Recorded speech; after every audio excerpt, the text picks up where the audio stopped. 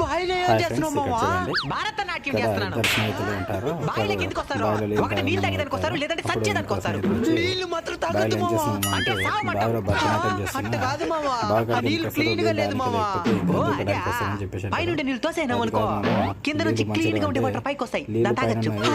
అయితే నాకు కూడా దాహంగా ఉంది మావా. మరి రా తాగు. ఎవడ్రా బాయి కాడ?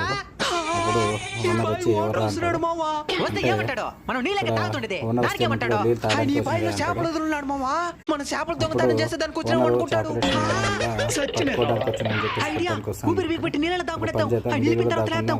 చూసి వెళ్ళిపోతారని చెప్పేసి అంటే ఇద్దరు దాచుకుంటారు. అప్పుడు ఎవరు లేరని చెప్పేసి ఎవడు లేదులే, ఉంటే వెళ్ళిపోతారు. సచ్చునుంటాడు. తాత కొబ్బరి మొక్క తీసుకొని చేస్తారు. అప్పుడు పైకి వస్తాడు.